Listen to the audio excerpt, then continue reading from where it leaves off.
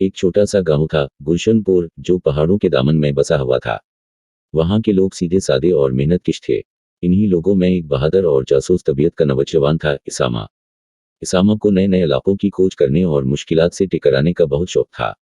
एक दिन गुलशनपुर में खबर फैली कि गांव के करीब वाले पुराने किले में कोई कीमती खजाना छुपा हुआ है।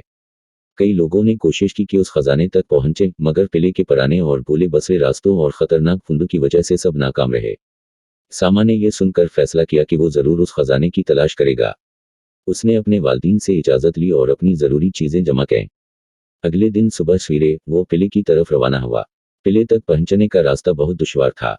इसामा को घने जंगलों, पथरीली चट्टानों और तंग वादियों से गुजरना पड़ा। रास्ते में इसे कई मुश्किलात का सामना करना पड़ा। कभी तेज हवाओं ने उसकी रफ्तार कम की तो कभी खसकते हुए पत्थरों ने इसे डरा दिया। मगर इसामा ने हिम्मत नहीं हारी और वो अपनी मंजिल की तरफ बढ़ता रहा। जब वो किले के करीब पहुंचा तो उसने देखा कि किला बहुत पुराना और खस्ता हाल था। उसके दरवाजे टूट चुके थे और दीवारों पर पुराने जमाने की नक्श व नगारी मुटती जा रही थी। इसामा एहतियात से अंदर दाखिल हुआ। किले के अंदर अंधेरा और सन्नाटा था। इसामा ने अपनी मुश्किल जलाई और आगे बढ़ना शुरू किया। इसे कई बंद कमरों और बोले हुए दालान से गुजरना पड़ा। हर कदम पर इसे एहसास हो रहा था कि वो किसी पुराने राज को फाश करने जा रहा है। आखिरकार इसामा एक ऐसे कमरे में पहुंचा जहां दीवारों पर अजीब व गरीब निशानात बने हुए थे।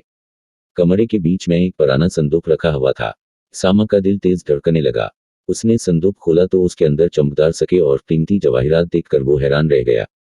इसामा समझ गया कि ये वही खजाना है जिसकी तलाश में लोग बरसों से थे। वो खुशी से झूम उठा। मगर फिर उसने सोचा कि यह खजाना सिर्फ उसका नहीं है, बल्कि पूरे गांव का है। इसामा ने फैसला किया कि वो ये खजाना गुलशनपुर के लोगों के साथ बांटेगा। वो संदूक लेकर वापस गांव की तरफ रवाना हुआ। जब वो गांव पहुंचा और लोगों को खजाने के बारे में बताया तो सब लोग बहुत खुश हुए। उन्होंने इसामा की बहादुरी और ईमानदारी की खूब तारीफ की। उस दिन के बाद उस खजाने से गुलशनपुर के लोगों ने अपने गांव को तरक्की दी। उन्होंने नए स्कूल बनाए, बेहतर रास्ते तैयार किए और अपने घरों को दरअसत किया। इसामा हमेशा अपने गांव का हीरो बना रहा और उसकी जो ये मुहिम की कहानियां लोगों को हिम्मत और उम्मीद देती रहीं।